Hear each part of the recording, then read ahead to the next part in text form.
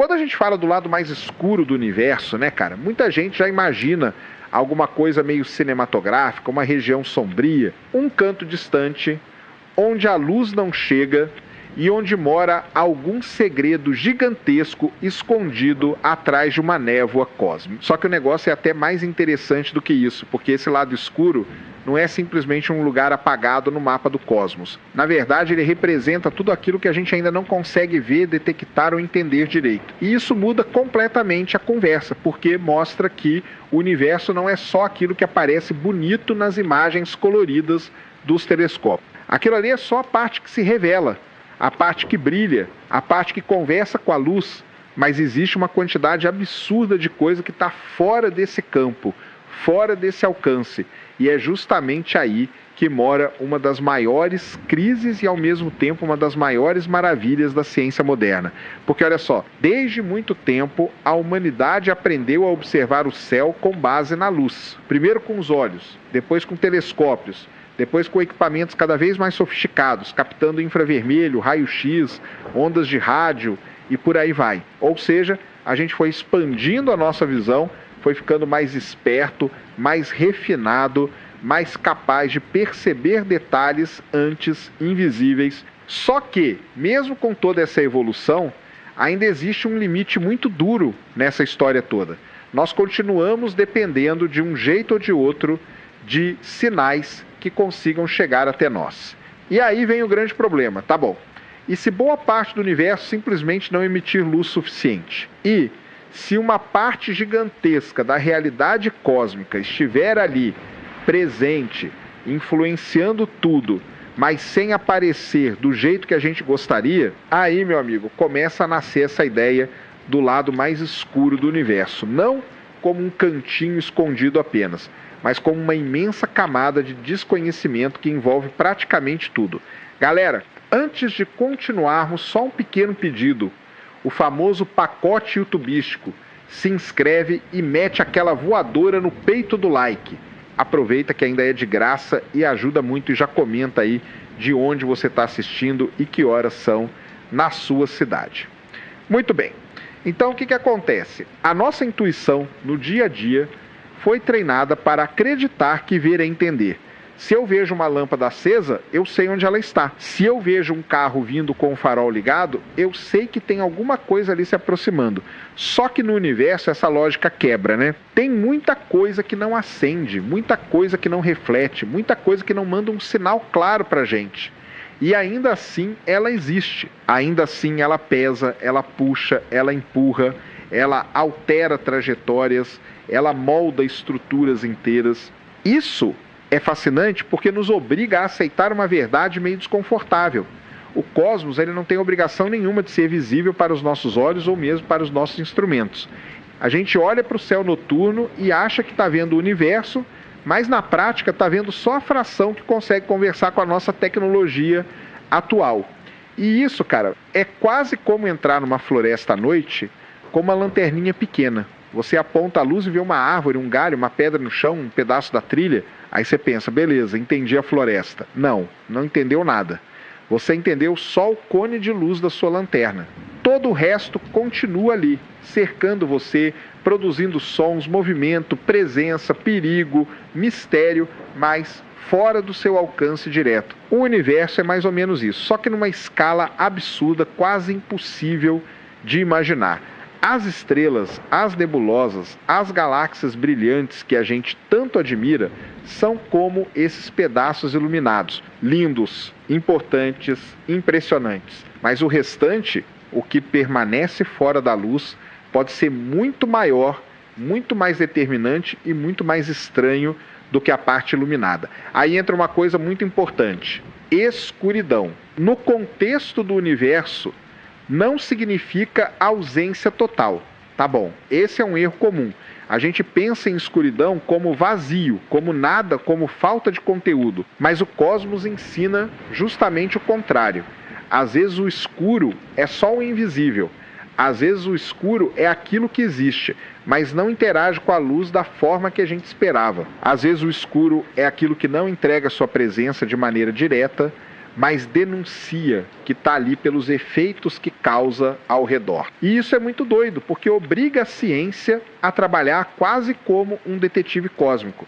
Você não vê o suspeito, mas vê a porta mexendo, vê a pegada no chão, vê o objeto saindo do lugar. Então você fala, tem alguma coisa aqui. E é assim que boa parte das maiores descobertas do universo começou. Não pela visão direta do fenômeno, mas pelos rastros, pelas consequências, pelas pistas.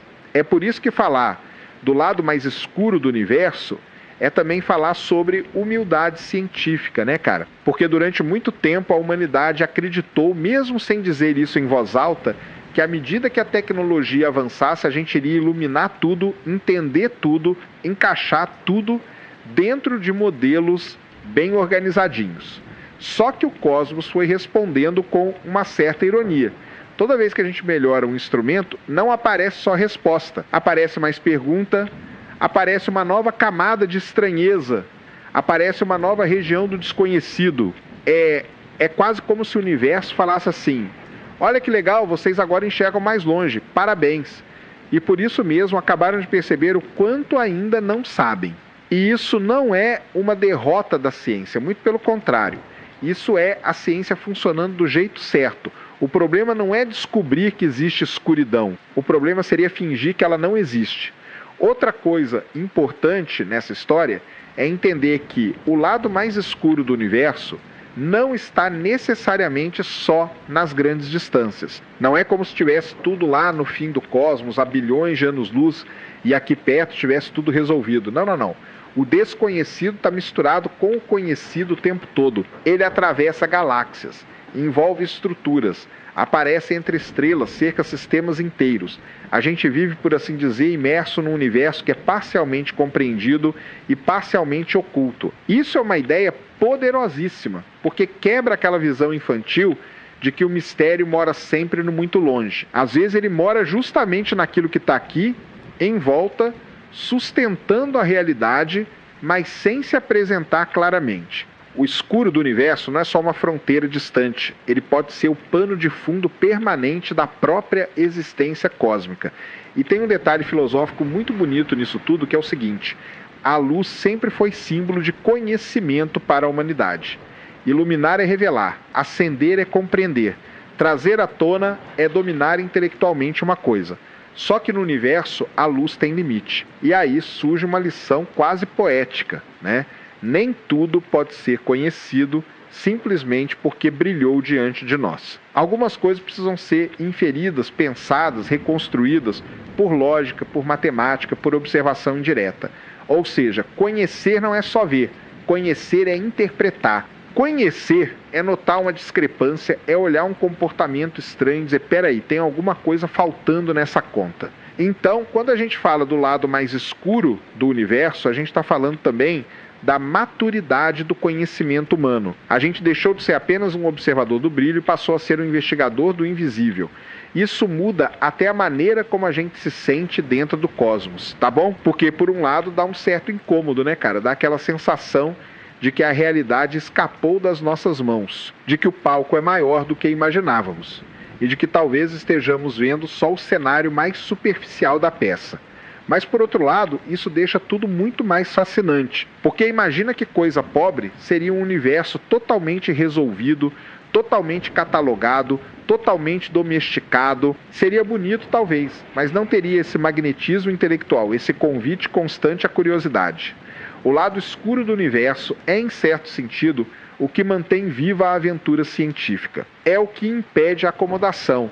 É o que faz a próxima pergunta ser sempre inevitável. E isso, convenhamos, é maravilhoso. A própria noção de mais escuro também é interessante porque não precisa indicar só falta de luz física. Pode indicar inacessibilidade, opacidade conceitual, resistência à compreensão. O que é mais escuro no universo talvez não seja apenas o que menos emite radiação, talvez seja o que mais desafia os nossos modelos, o que mais insiste em não se encaixar, o que mais nos força a rever pressupostos. Nesse sentido, o escuro é quase um espelho da nossa limitação. A região mais escura do cosmos pode ser, ao mesmo tempo, a região onde a natureza é mais silenciosa e aquela onde nós somos mais surdos. Olha que negócio interessante. Às vezes o mistério não existe só porque o universo esconde. Às vezes ele existe porque nós ainda não aprendemos a perguntar da maneira certa. E aí a conversa fica ainda mais profunda, porque perceber que o universo tem um lado oculto também nos obriga a repensar o próprio conceito de realidade. No cotidiano, a gente costuma achar que real é aquilo que pode ser apontado imediatamente, mas a ciência já mostrou várias vezes que isso é uma ilusão prática, não uma verdade fundamental. Tem fenômeno que ninguém vê diretamente no sentido clássico, mas cuja existência fica praticamente inevitável quando todas as evidências convergem. Então a realidade cósmica vai ficando mais sofisticada, mais contraintuitiva, mais elegante até. Ela não depende da nossa percepção imediata para existir. Ela estava lá antes de nós, continua lá sem pedir licença e, muito provavelmente, guarda muito mais camadas do que a nossa imaginação comum consegue sustentar de primeira. No fim das contas, quando a gente olha para o céu e pergunta o que está escondido no lado mais escuro do universo, a pergunta parece apontar para fora, mas ela também aponta para dentro do nosso próprio limite de compreensão, porque o escuro ele não é só uma propriedade do cosmos, ele é também uma medida da nossa ignorância atual. E isso não deveria desanimar ninguém, muito pelo contrário, isso deveria entusiasmar, porque significa que ainda há territórios intelectuais imensos para explorar, ideias novas para testar, ferramentas novas para construir e perguntas melhores para formular. O lado mais escuro do universo, nesse sentido, não é um beco sem saída, é uma porta entreaberta. É um lembrete de que a história do conhecimento humano ainda está muito, muito longe de acabar. Então, quando alguém fala que o universo é vasto, misterioso, cheio de regiões escuras, não pensa só em um espaço sem estrelas ou em um canto sombrio perdido entre galáxias. Pensa em algo muito maior. Pensa num universo onde o visível é só a superfície brilhante de uma realidade muito mais profunda. Pensa numa estrutura cósmica em que a luz nos ajuda, claro, ajuda demais, mas não resolve tudo. E pensa principalmente nisso. Talvez o verdadeiro lado escuro do universo seja justamente aquilo que sustenta a ordem das coisas sem nunca se mostrar completamente. E é por isso que esse tema mexe tanto com a gente. Porque ele junta ciência, filosofia, humildade e espanto numa mesma pergunta. O que está escondido? A resposta sincera, por enquanto, é essa. Muita coisa. E talvez as coisas mais importantes ainda estejam justamente ali onde a nossa lanterna cósmica ainda mal consegue alcançar. Agora o negócio começa a ficar ainda mais maluco, cara? Porque se tem uma coisa que bagunçou a cabeça dos astrônomos de um jeito definitivo, foi perceber que as galáxias não se comportavam como deveriam. E isso não veio de uma teoria mirabolante tirada do nada, não. Veio de observação, de conta, de matemática aplicada no céu, que é quando a coisa fica séria de verdade. O pessoal começou a medir como as estrelas giravam em torno do centro das galáxias e esperava encontrar um padrão parecido com o que acontece em sistemas mais simples. Em tese, as estrelas mais afastadas do centro deveriam girar mais devagar, porque a maior parte da massa visível parecia estar concentrada nas regiões centrais. Só que não era isso que aparecia. As estrelas lá da periferia continuavam correndo num ritmo muito maior do que deveriam, como se existisse uma quantidade absurda de massa extra segurando tudo no lugar. E aí, olha só, é nessa hora que a história fica bonita, porque ninguém saiu gritando, descobrimos uma coisa invisível logo de cara. Primeiro veio a desconfiança, depois veio a repetição dos dados, depois vieram mais observações, mais galáxias analisadas, mais curvas de rotação medidas e o padrão persistia. Tinha alguma coisa ali, alguma coisa que não brilhava, que não refletia a luz de maneira detectável, que não aparecia nas imagens, mas cuja gravidade estava agindo o tempo todo. Ou seja, o universo parecia estar cheio de massa escondida, e não era uma massinha a mais aqui e ali para corrigir uma continha pequena, tá bom? Era uma quantidade gigantesca, dominante, algo tão importante que sem isso as galáxias simplesmente não fariam aquilo que fazem. O nome que deram para isso foi matéria escura. E o nome, convenhamos, é até simples demais para um troço tão profundo. Porque quando a gente ouve matéria escura, parece quase que é uma substância preta, uma fumaça cósmica, uma espécie de poeira misteriosa espalhada pelo espaço. Mas não é essa a ideia. Escura, nesse caso, quer dizer que ela não interage com a luz de um jeito que a gente consiga captar facilmente. Ela não acende, não pisca, não manda sinal bonitinho para nossos telescópios. Só que gravidade ela tem, e gravidade forte, né? E é justamente por causa dessa gravidade que a presença dela foi sendo desmascarada. Não pelo brilho, não pela aparência, mas pelo puxão invisível que ela exerce nas estruturas do universo. Para entender o tamanho do problema, imagina um parque de diversões com um carrossel girando muito rápido. Se os cavalinhos da borda estiverem rápidos demais e a estrutura não tiver massa suficiente para mantê-los presos, tudo deveria voar para longe. É mais ou menos essa a lógica aplicada às galáxias. As estrelas das regiões externas estão se movendo com velocidades que, sem uma massa adicional, fariam essas galáxias se desmancharem com o tempo. Mas elas não se desmancham.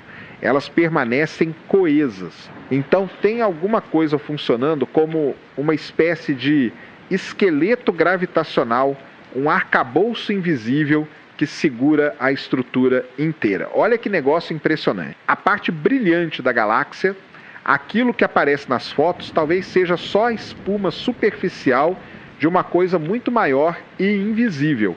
E isso levou a uma mudança brutal na maneira de imaginar as galáxias. Antes, muita gente pensava nelas basicamente como enormes coleções de estrelas, gás e poeira.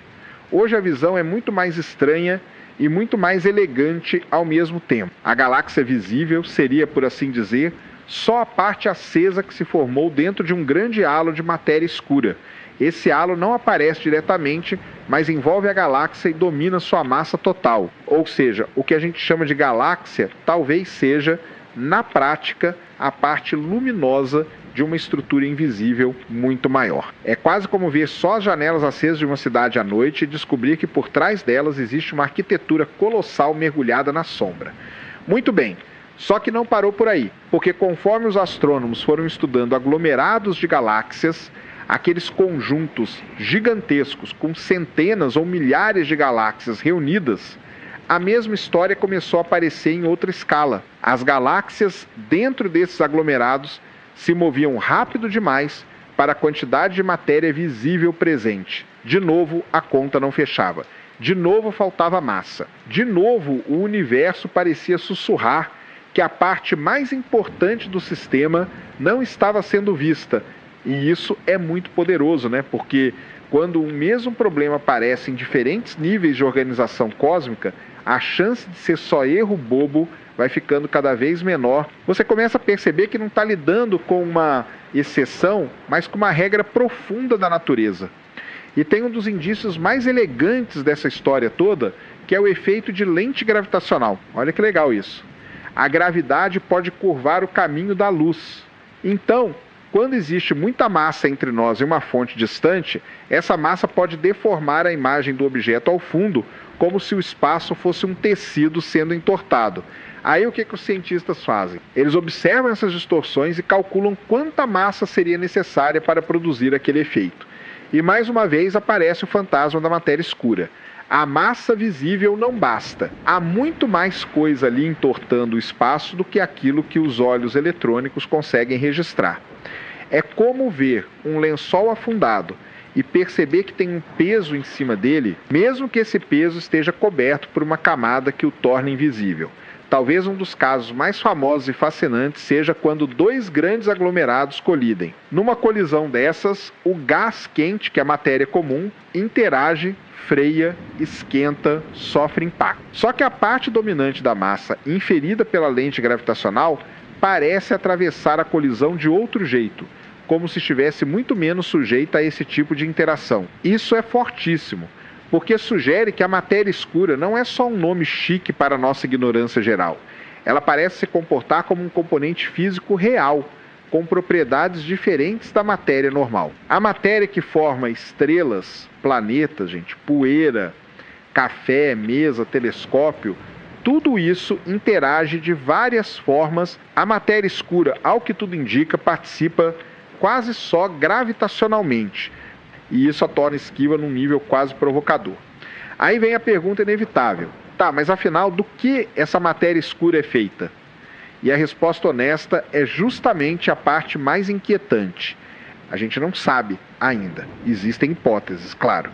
Já se pensou em partículas massivas fracamente interativas, os famosos WIMPs, que por muito tempo foram as queridinhas dessa busca. Já se falou de axions, partículas extremamente leves e exóticas que poderiam preencher o cosmos de um jeito discreto. Já surgiram ideias envolvendo neutrinos especiais, objetos compactos escuros, modificações na gravidade e uma porção de caminhos teóricos. Só que até agora, de forma direta, nada foi confirmado de maneira definitiva. Então olha a situação.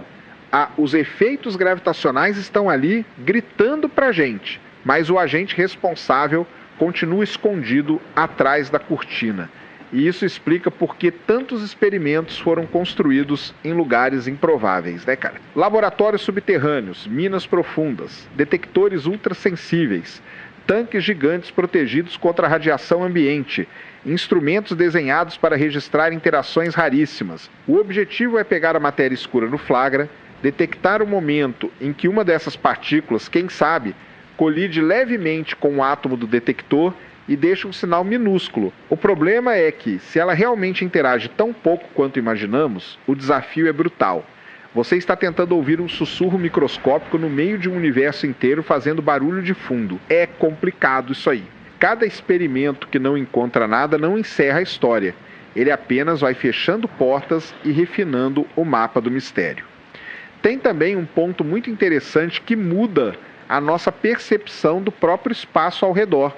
Porque se a matéria escura realmente permeia as galáxias como os modelos indicam, então nós mesmos estamos atravessando um halo de matéria escura neste exato momento. Olha que doideira. Não é um fenômeno distante apenas perdido em imagens astronômicas.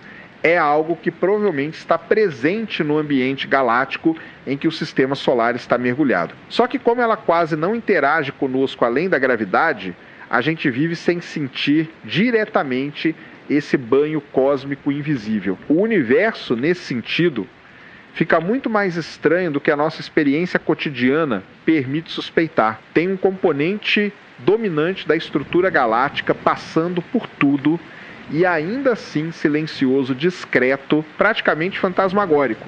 E claro que sempre existiu o debate sobre se talvez não fosse a gravidade que estivesse incompleta. Alguns cientistas propuseram que, em vez de adicionar uma matéria invisível, talvez fosse preciso modificar as leis gravitacionais em certas escalas. E essa discussão é legítima, importante, faz parte da ciência viva. Só que o conjunto de evidências acumuladas foi tornando a matéria escura uma explicação cada vez mais robusta para uma grande variedade de fenômenos ao mesmo tempo.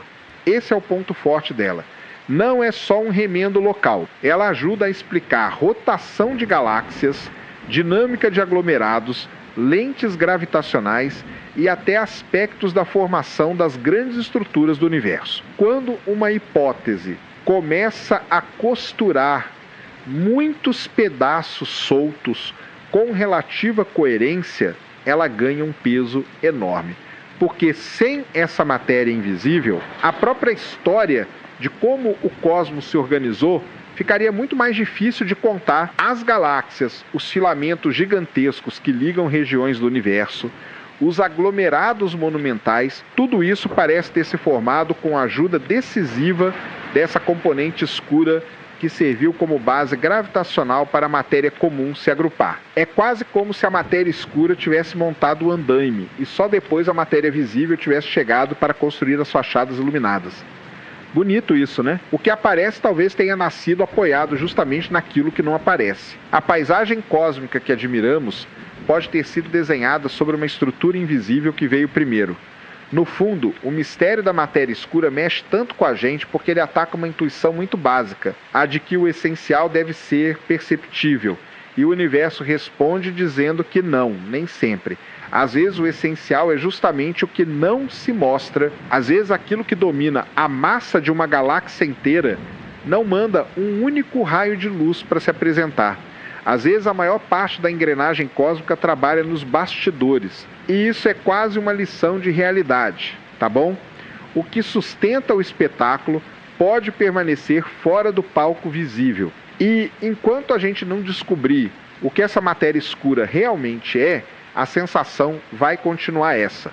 Estamos olhando para um universo que revelou sua forma, mas ainda guarda em silêncio o nome daquilo que a mantém de pé.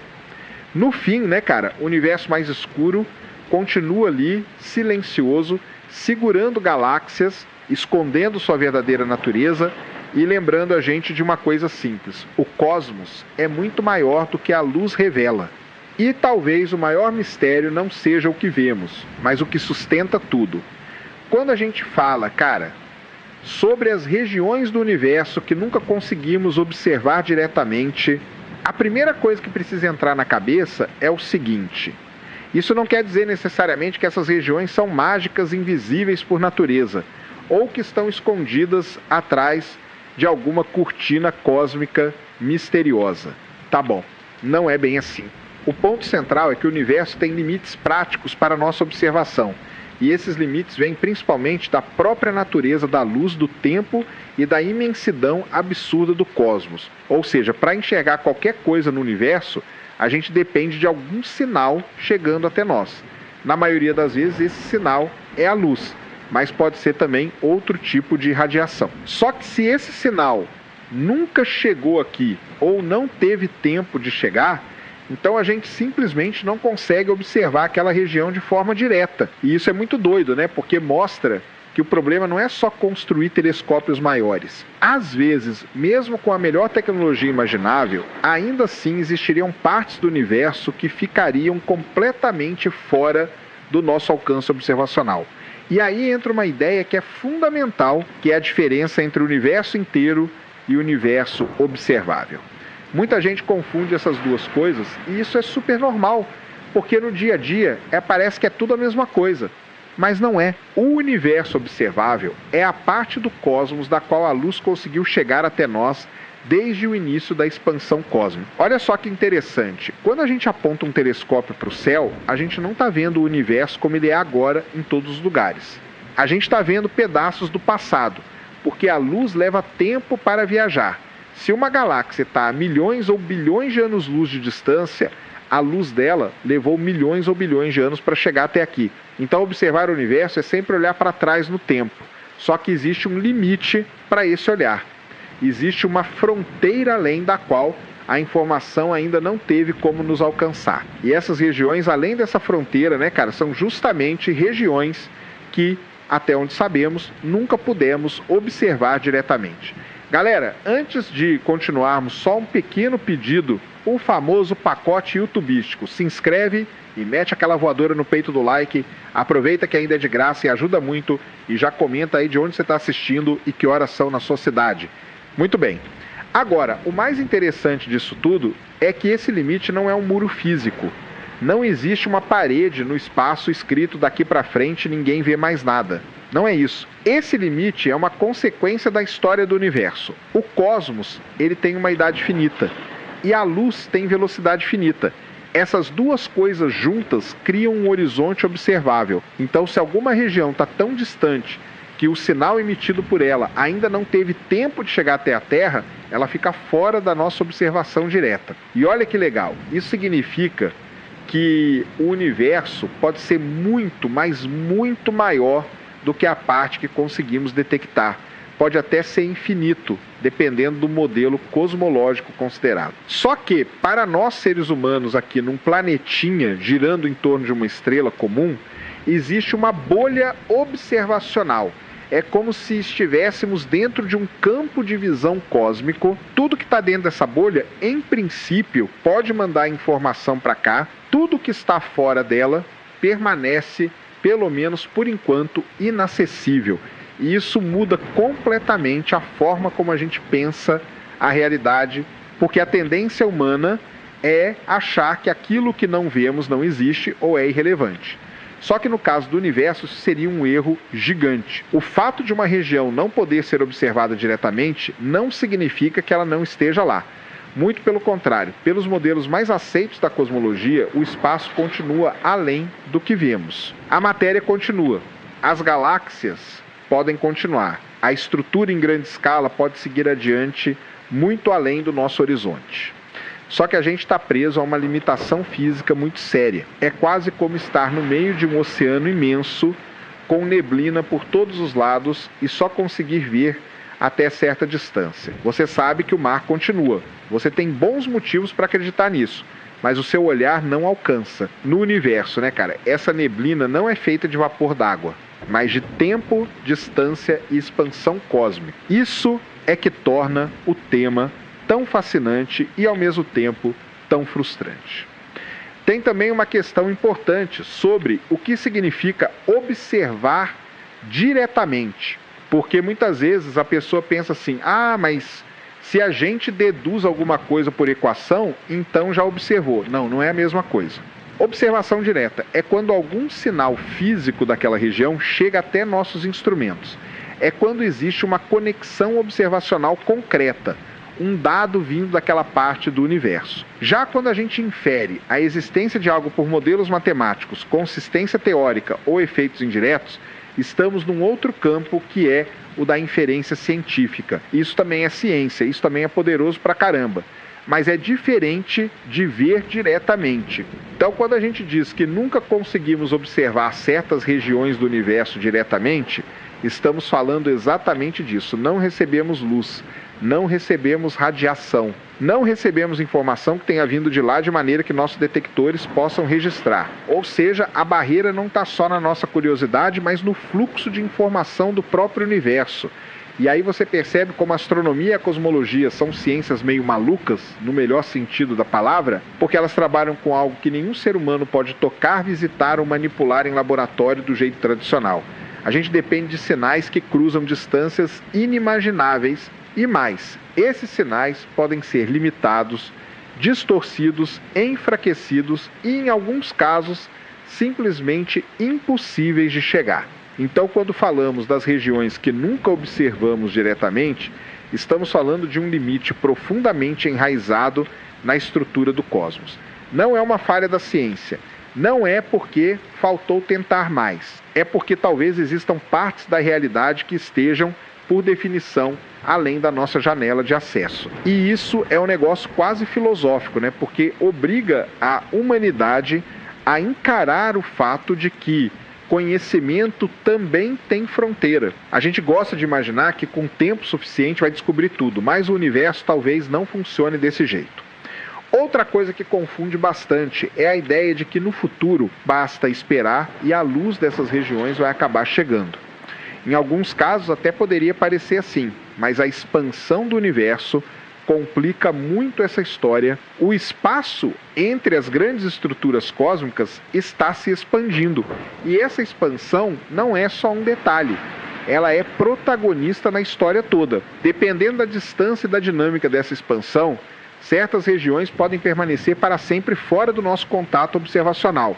Então não é apenas uma questão de paciência. Não é do tipo, daqui uns trilhões de anos a gente vê. Pode ser que não veja nunca. E quando eu digo nunca, é nunca mesmo dentro das leis físicas que conhecemos hoje. Olha só que pancada isso. O universo pode conter regiões reais, parte legítima do cosmos, que jamais poderão trocar informação com a gente. Elas existem, mas para nós seriam quase como capítulos de um livro que nunca teremos acesso. E isso coloca a expressão universo que conhecemos num lugar muito específico. O que conhecemos é, no fundo, a parte acessível da realidade cósmica. A parte que teve alguma chance de nos enviar sinais, a parte que pôde, de algum modo, entrar em contato observacional com a Terra e com os nossos instrumentos. Tudo além disso fica no território da extrapolação científica. E repito, extrapolação não é chute, tá bom? Ela pode ser muito bem fundamentada, muito robusta, baseada em leis físicas, medições e modelos extremamente testados, mas ainda assim existe uma linha separando aquilo que foi diretamente observado daquilo que é deduzido como provável. Então, quando a gente pergunta o que são essas regiões do universo que nunca conseguimos observar diretamente, a resposta mais honesta é a seguinte: são partes do cosmos que estão além do alcance atual ou até permanente dos sinais que poderiam chegar até nós. São regiões que, por causa da idade do universo, da velocidade finita da luz e da própria expansão do espaço, permanecem fora da nossa visão direta. No fim das contas, o mais bonito disso tudo é perceber que o universo é maior do que a nossa capacidade de enxergar. E isso dá uma dimensão de humildade muito forte para a ciência. Porque ao mesmo tempo em que conseguimos medir galáxias a bilhões de anos-luz, detectar ecos antiquíssimos da história cósmica e montar modelos incríveis sobre a evolução do universo, a gente também precisa admitir, existe um lado de fora da nossa observação. Existe um além. E esse além não precisa ser sobrenatural, não precisa ser fantasioso, não precisa ser inventado. Ele pode ser apenas a continuação natural de um universo gigantesco que não foi feito para caber inteiro nos nossos olhos, nem nos nossos telescópios, nem talvez no nosso destino observacional. Isso, né, cara, é o que torna essas regiões tão intrigantes. Não porque elas sejam necessariamente exóticas, mas porque representam o ponto em que a realidade continua. Só que a nossa observação para. E quando a observação para, começa um dos debates mais profundos da cosmologia. Até onde vai aquilo que podemos saber com certeza e onde começa aquilo que só podemos reconstruir com inteligência, cautela e imaginação científica. Agora, quando a gente dá esse passo seguinte e pergunta o que pode existir além do horizonte cósmico, aí o negócio fica ainda mais interessante, porque nós entramos numa zona em que a ciência continua séria, continua rigorosa, mas já não pode mais trabalhar com a mesma tranquilidade de quando está lidando com aquilo que consegue medir diretamente. E isso acontece porque π é rho alfa do nosso campo observável, o universo não entrega a imagem pronta para a gente. Ele não manda uma fotografia, não manda um mapa completo, não manda uma legenda dizendo é isso aqui que tem do outro lado. Então o que os cosmólogos fazem é pegar tudo aquilo que conhecemos da parte acessível do cosmos, olhar para os padrões, para a uniformidade em larga escala, para as leis físicas que parecem valer em todos os cantos observados, e então extrapolar com muito cuidado. Ou seja, a grande pergunta deixa de ser o que vimos lá e passa a ser qual é a hipótese mais coerente sobre o que continua além. E a primeira resposta, a mais conservadora e também a mais aceita, é que além do horizonte cósmico, provavelmente existe mais universo do mesmo tipo que o nosso. Parece até anticlimático, né, cara? Porque a gente às vezes imagina que do lado de lá vai começar um território completamente maluco, com outras formas de espaço, outras regras, outra realidade, um negócio quase de ficção científica. Só que a hipótese mais simples não aponta nessa direção, ela aponta para a continuidade. Mais galáxias, mais aglomerados, mais vazios cósmicos, mais filamentos de matéria, mais radiação, mais estrutura em grande escala se desenrolando para muito além do que conseguimos observar. É como se a nossa região visível fosse apenas um recorte de algo muito maior, uma pequena amostra de uma tapeçaria cósmica que segue sendo tecida para longe demais dos nossos instrumentos. E isso é importante porque em ciência a hipótese mais elegante geralmente não é a mais extravagante, e sim a que exige menos suposições extras. Só que aí tem um ponto muito legal. Mesmo que a melhor aposta seja essa continuidade, isso não quer dizer que o universo além do horizonte seja uma cópia exata do que vemos aqui. Porque o cosmos, embora seja bastante homogêneo em escalas enormes, não é idêntico em cada canto. Existem flutuações, existem diferenças locais, existem regiões mais densas, menos densas, áreas com diferentes distribuições de galáxias e matéria escura. Então, além do horizonte, pode haver estruturas gigantescas que simplesmente não entraram no nosso campo de visão. Pode haver superaglomerados imensos, vazios ainda maiores do que os que já catalogamos, padrões que não conseguimos captar porque o recorte visível é limitado. Olha que doido isso. A imagem que temos do universo pode estar correta, mas ainda ser incompleta num grau absurdo. Não porque esteja errada, mas porque talvez seja só um pedacinho estatístico de um quadro muito maior. E isso leva a uma discussão profunda sobre representatividade. Será que a parte do universo que conseguimos observar é uma boa amostra do todo? Essa é uma pergunta central da cosmologia moderna. Em geral, os modelos trabalham com a ideia de que sim, pelo menos em escalas suficientemente grandes. Esse raciocínio está ligado ao chamado princípio cosmológico, que basicamente diz que o universo, quando visto em grandes distâncias, tende a ser homogêneo e isotrópico, ou seja, sem um centro especial e sem uma direção privilegiada. Muito bem. Isso não quer dizer que tudo seja igualzinho em todo lugar, como se o cosmos fosse um papel de parede repetido. Quer dizer que, em média, as leis e as propriedades gerais parecem se repetir. Então, se essa ideia estiver correta, o além do horizonte não seria um território exótico no sentido de quebrar tudo que conhecemos, mas sim a continuação estatística do mesmo universo físico. Isso dá uma base bem forte para imaginar o que existe lá fora, sem cair em especulação solta.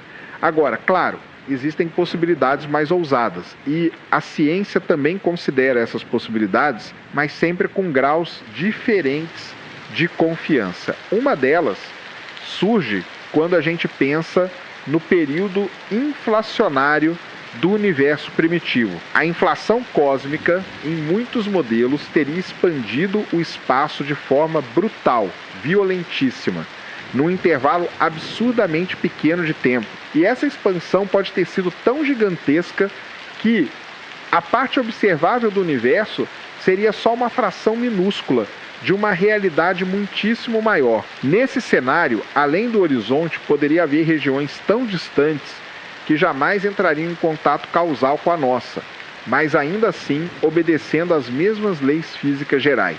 Só que alguns modelos inflacionários vão além e sugerem algo ainda mais radical, que diferentes regiões poderiam emergir com propriedades um pouco distintas, quase como bolsões cósmicos com histórias próprias. Aí a conversa encosta em ideias de multiverso, mas é bom tomar cuidado porque muita gente mistura tudo e perde a precisão.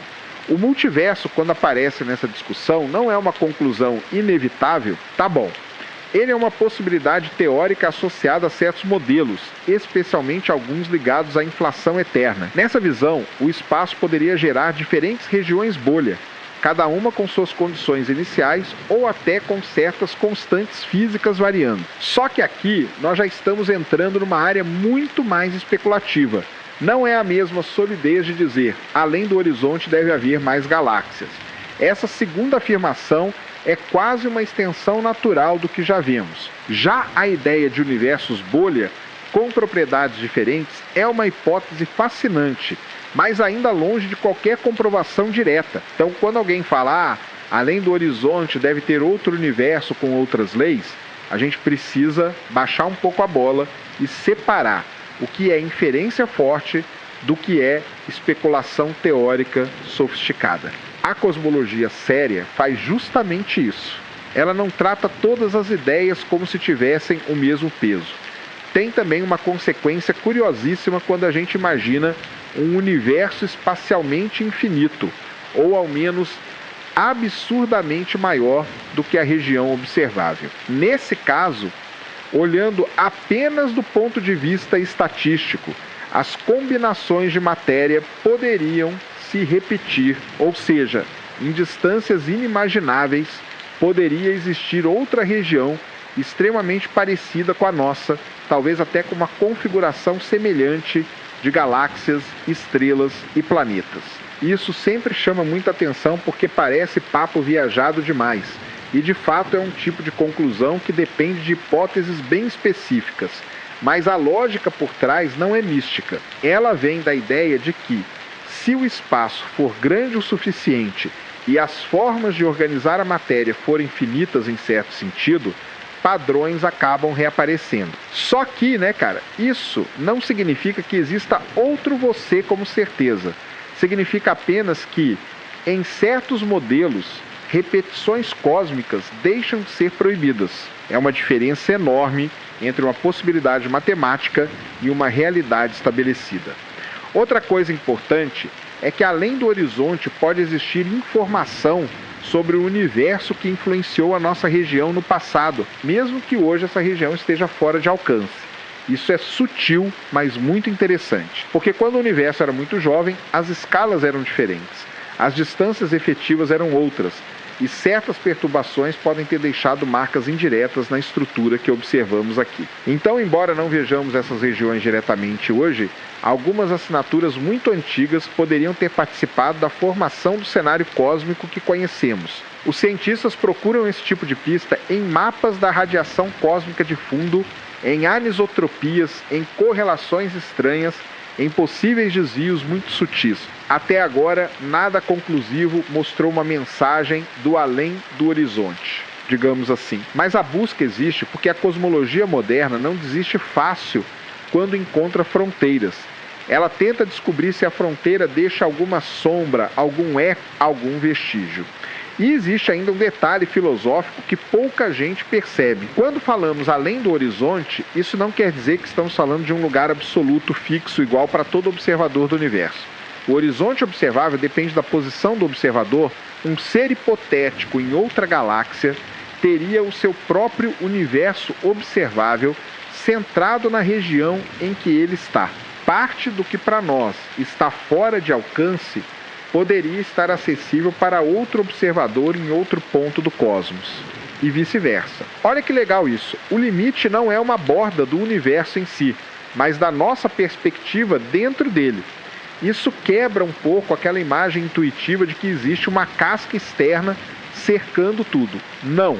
O que existe é uma limitação associada a cada observador inserido no espaço-tempo. Então o universo pode ser vastíssimo sem ter uma beirada detectável, e o além pode ser só aquilo que está além de nós, não além do cosmos inteiro. No fundo, a grande beleza desse tópico está aí. O que existe além do horizonte cósmico talvez seja, na opção mais sóbria, apenas mais universo, mais cosmos seguindo as mesmas regras, estendido para muito além do que conseguimos alcançar. Mas também pode haver nuances, estruturas imensas, condições iniciais diferentes em regiões remotas e em certos modelos até realidades cosmológicas mais estranhas. A questão é que o grau de certeza muda muito de uma hipótese para outra.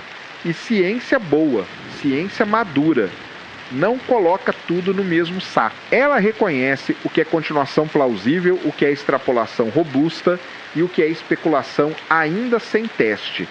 Isso é que torna esse assunto tão poderoso. Porque ele não é só sobre distância, ele é sobre até onde a razão humana consegue ir, quando a observação para de acompanhar. E aí, olha só, entra uma das coisas mais bonitas da cosmologia.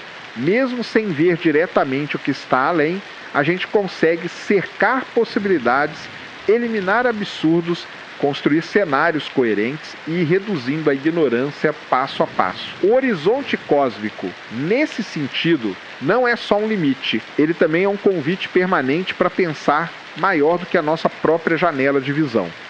E no fim, né, cara, o mais impressionante é isso. Quanto mais a gente entende o universo, mais percebe o tamanho do desconhecido. Existe um limite para o que vemos, mas não para o que podemos imaginar com ciência.